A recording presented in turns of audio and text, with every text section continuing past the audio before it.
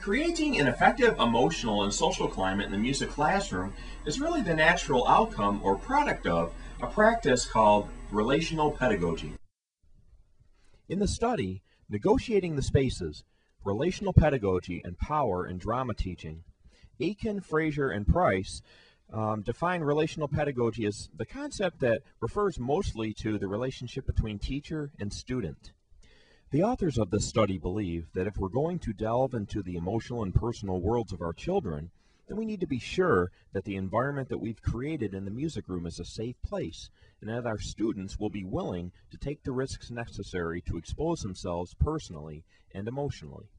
Now, it's my personal opinion that the only way that these students are going to be willing to expose themselves personally and emotionally is if there's been a bridge built that consists of trust, respect, and understanding between the music student and the teacher, firstly, and then between the music student and the rest of the music student community, secondly.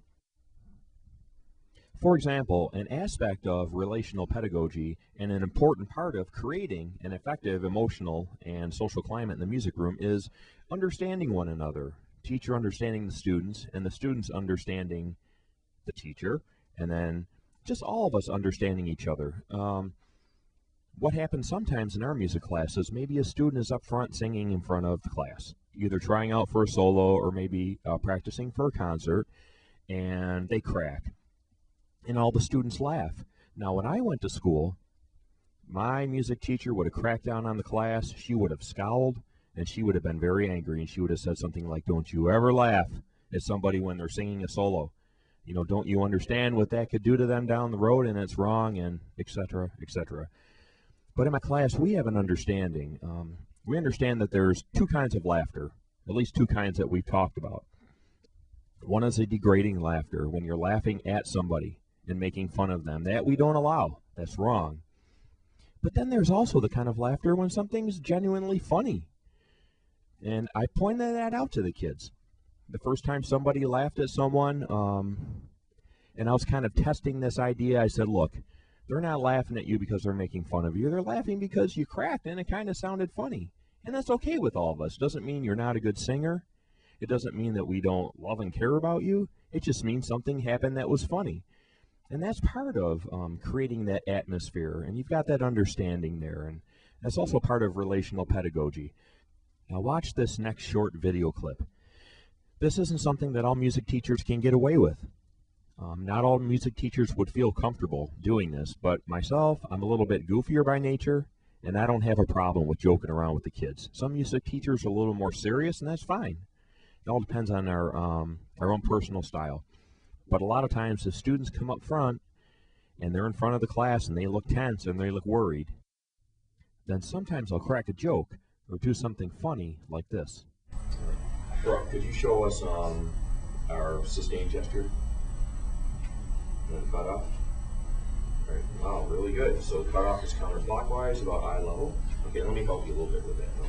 All right, ready? Let's just practice the sustained gesture. All right, are you loose? Yeah. Oh! Let's try it. Ready? All right, kids, can you just sing "Go"? You just sing "Go," and Brooke is going to have you hold it, and then cut you off. I'm going to help her out. Ready, go. Do. All right, Lucy, you do it by yourself. Ready, go. Do.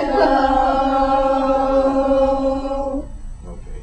Of course, then I proceeded to back up and unwittingly kick the table.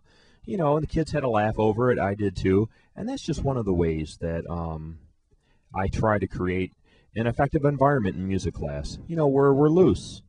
We're having a good time. We're not afraid to make mistakes, and it's okay to laugh at ourselves. Now, we don't goof around all the time in music class, but I find that the kids are loose and they're having a good time, then they will work harder for me and they will sound better in the long run. And it's just one little thing that I do to try to create that environment that's effective in our music room. If you happen to notice that I look especially cool now, a little wide, and maybe a little greasy, it's because my nephew had to have his video camera back, and now I'm filming on my iPod.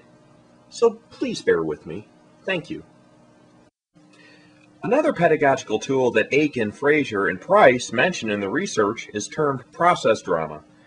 In process drama, the main focus isn't placed upon the product or the performance, but rather upon the process, discovery, and idea development. And although this study is applied to drama, there's no reason why we can't apply all these ideas to our music classrooms.